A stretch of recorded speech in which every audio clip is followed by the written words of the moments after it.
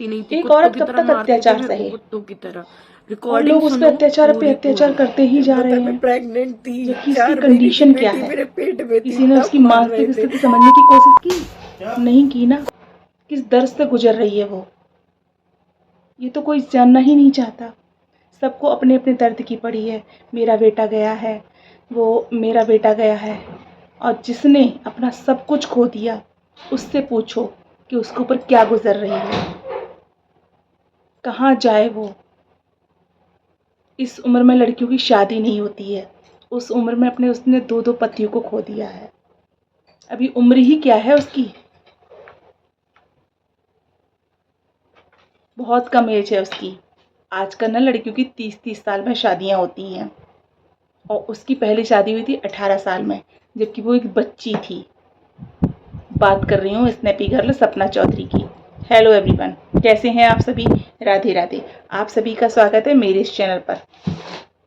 एक न्यूज़ जो है बहुत तेज़ी से वायरल हो रही है स्नैपी गर्ल सपना चौधरी के बारे में, जिस पे लोग ना उसके अगेंस्ट जाकर वीडियो बना रहे हैं। उसने ये कर दिया, उसने वो कर दिया, वो गलत है, उसके सास ससुर सही हैं। कैसे भाई? एक औरत हो के एक औरत के लिए इस तरह की बातें कैसे? जरा उस पल को, उस चीज को सह के देखो एक बार, तब पता चलता है कि क्या होता है दर्द। उसने एक नहीं 2 पति खोए हैं, वो भी 2 साल के अंदर। कैसे वो संभाले अपने आप को? उस जो 4 दीवारी में वो कैद रहती है ना, किसके लिए रहे वहाँ वो? फिर भी मैं तो उसको सलूट करती हूँ। तभी तो हमारे देश का नाम भारत है, जहाँ ऐसी महिलाएं रहती हैं। फिर भी वो अपने सास ससुर को इतना खुश रखना चाहती है, लेकिन वो लोग है ना, उसको दुत्कारते हैं, क्योंकि हमेशा से उस घर में ऐसा ही हुआ है। लेकिन तब वो चुप रहती थी, क्योंकि उसको लगती थी कहीं ना कहीं तसल्ली मिलती थी पति को देख के। और सूरज चौधरी, बोलना नहीं चाहिए, क्योंकि लोग कहते हैं कि मरे हुए लोगों की बुराई नहीं करनी चाहिए। वो तो मुझे तो शकल से ही दरिंदा लगता था, दिखने में खड़ूस टाइप का। क्योंकि ये सब क्यों था उसके साथ उस घर में? क्योंकि उसके माँ बाप जो थे गरीब थे, बाप उसके ड्राइवर थे, माँ सिलाई कढ़ाई चला बना के करके घर को चलाती थी। वो गरीब थी, ये लोग पैसे वाले थे, इसलिए उस पर अत्याचार होता था सपना पर उस टाइम उस घर में। क्योंकि वो लोग के बराबरी के नहीं थे सपना चौधरी के घर वाले। उस वीडियो को ज़रा देखिए गौर से आप, सुनिए गौर से आप। तो उसमें वो क्या बोल रहा है कि तेरे बाप बाप पे क्यों पहुंचते हो? बाप तो शादी करके तुम्हें दे के गए ना, तो बाप पे कैसे पहुंच जाते हो? कैसे सहती होगी एक प्रेग्नेंट लेडी, जो कि 6 महीने की प्रेग्नेंट थी, उस पर तुम अत्याचार कर रहे थे। उस समय वो सह गई। और लोग कहते हैं कि सूरज चौधरी का नाम नहीं लेती, राजवीर का लेती। भाई जिसने उसको चाहा उसी को तो नाम लेगी वो। और उस पर सपना पे इल्ज़ाम लगाते हो कि तेरी वजह से मेरा बेटा मर गया। क्या पता सपना की वजह से क्यों मर गया? क्या पता तुम लोगों के इतने कर्म खराब हो जिससे तुम्हारा बेटा मर गया और उस लड़की की ज़िंदगी बर्बाद है। और कहते मायके नहीं जाती थी, तब तो चलो वो इसलिए अपने घर बनी रहती थी कि मेरे पति कैसे एडजस्ट कर ले। अब वो मायके भी ना जाए तो कहाँ चली जाए वो?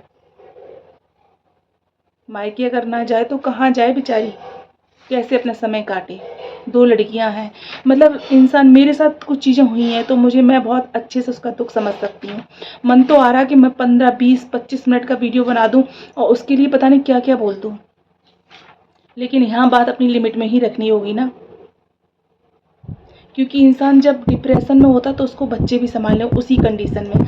लोगों को लगता होगा उसी कंडीशन में वो घर का काम कर ले, नहीं होता जी, क्योंकि दिल टूटा होता है, कैसे काम करें? ऐसे में तो ऐसा लगता है कि हम जहाँ बैठे हैं वहीं बैठे रहें, जहाँ लेटे हैं वहीं लेटे रहें। मैंने तो अपना एक छोटा बच्चा खोया, उसने तो 2-2 आदमी खोए हैं जवान। बताओ उस पर क्या गुजरती होगी? क्या उसका काम करने का मन करता होगा? फिर भी मैंने बीते दिनों में देखा उसने खूब अच्छे से किचन संभाली। अरे उसको तो प्यार की ज़रूरत है, उसको संभाल के और रखो। चलो अब तुम्हारे कोई नहीं है, ठीक है ना, तो तुम्हारा घर तो लेके चल रही है, कम से कम तुम्हारी इज्जत को लेके घर में रह रही है, तो उसको और प्यार दो। और उसकी बजाय उस पे उँगली उठा रहे हो कि वो गलत है, वो ऐसी है, वो वैसी है। ठीक है, वो अपना मन बहलाने के लिए अगर अपनी बहन को लेके आई इस घर में, तो क्या प्रॉब्लम हो गई? उसकी माँ आती है तब भी उनकी सास ड्रामा करती है, उसका भाई आता है तब भी उनकी सास ड्रामा करती है। तो ड्रामा क्यों करती हो? और तुम्हारे रिलेशन में वो जाती है, हर जगह हर चीज़ को एक्सेप्ट करती है, फिर तुम क्यों नहीं कर पाते उसके घर वालों को एक्सेप्ट? क्योंकि वो लड़की वाले हैं ना, इसलिए। उसकी सास सपना की, उनके लिए यही शब्द हैं, वैसे काफ़ी बड़ी हैं, उनको ऐसा नहीं करना चाहिए उसके साथ। सपना बहुत अच्छी बहू है, भले वो गरीब घर से आई तो क्या हुआ? मैंने देखी उसके वीडियो में, वो हर बात में होशियार है, हर बात में एक्सपर्ट है, सब कुछ बहुत अच्छे से मैनेज करती है। राजवीर के जाने के बाद भी कुछ दिनों बाद उसने बहुत अच्छे से घर संभालने की कोशिश की। उसने सोचा हम मिलजुल के रहेंगे, बहुत अच्छे से खाना बनाती थी, किचन में काम करती थी। जिसके साथ इतनी बड़ी ट्रेजेडी हो जाए वो खाना कैसे बनाएगा, लेकिन फिर भी वो करती थी। लेकिन उसकी सासू माँ ने उसको कभी समझा नहीं, और अब क्या समझ पाएंगी वो? और अंशु, अंशु का भी लक समझ लो ना, सपना इस पोजीशन में पहुंचती। अंशु तो एक निम्न वर्ग की लड़की है, वही वो लोग लेके आए अपने घर रख रहे हैं उसको। और सपना की मजबूरी है कि अंशु के अलावा उसको कोई सपोर्ट नहीं करता उस घर में।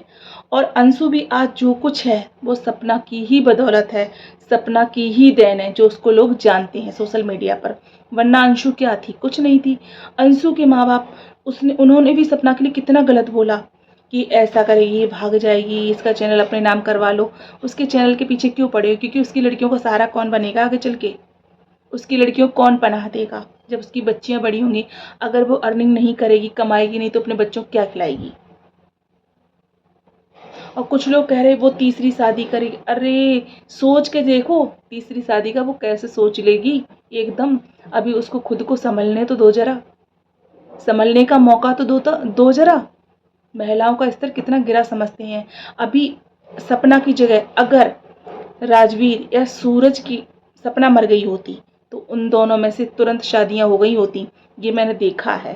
कहते ना ये हिंदू रीति रिवाज, जहाँ अगर महिला मर जाती है तो जेंट्स की दूसरे दिन शादियों की बात होने लगती है, और अगर पति मर गया तो महिला बिल्कुल विधवा बन के जिंदगी गुजार दे। ऐसा क्यों?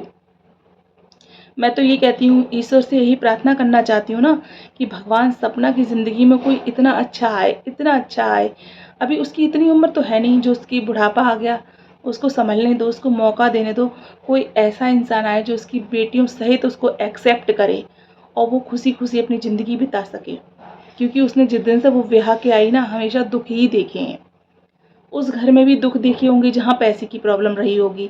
यहाँ आई तो इतना अत्याचारी पति मिला, खड़ूस। उसके बाद वो ख़त्म हो गया उसका दुख, भाई जैसा भी था पति था।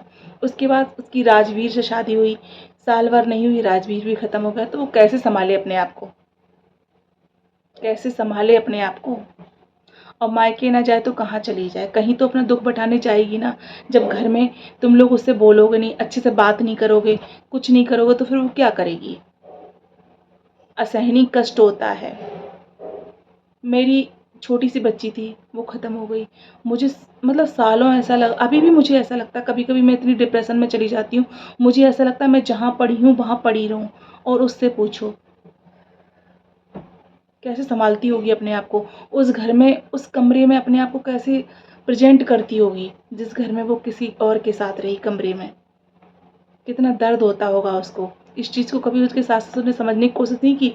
सास तो ससुर से बैठ के बातें कर लेती होंगी, वो किससे बोलने जाए? बच्चियां भी उसकी छोटी हैं, और क्या बच्चियां बाप की जगह ले लेंगी? नहीं, बच्चियां तो बच्चियां ही रहेंगी ना। उसकी लाइफ तो स्ट्रगल से और ज़्यादा भर जाएगी। दो दो लड़कियों को संभालना कोई मजाक बात नहीं होती है, बहुत कठिन काम है दो लड़कियों को संभालना, वो भी आजकल की जनरेशन में, है ना। तो सल्यूट है ऐसी सपना के लिए जो इतना दर्द झेल के फिर भी उस घर में पड़ी हुई है, आपकी इज्जत लेके। सुधर जाओ सास ससुर जी, संभालो सपना को। वो लड़कों के रूप में हीरा मिला है आपको, कद्र करनी चाहिए आपको इस तरह की बहू की हमेशा के लिए। और सपना के लिए दिल से जितनी दुआएं दो उतनी कम है। भगवान उसे हर जहाँ की हर खुशी मिले। और मैं तो यही कहूँगी कि कोई ऐसा पर्सन उसकी लाइफ में आए जो उसकी ज़िंदगी संभाल दे, उसकी ज़िंदगी बन जाए। जो नर्क उसने झेला है वो हमेशा हमेशा के लिए उन सब चीज़ों को भूल जाए। तो सपना के लिए आप सभी लोग प्रे करो ना कि सपना खुश रहे। कोई उसके खिलाफ जाके वीडियो मत बनाओ कि वो ये कर रही, वो कर रही है। अरे एक महिला होके किस तरह की बात करते हैं आप लोग। Thanks for watching.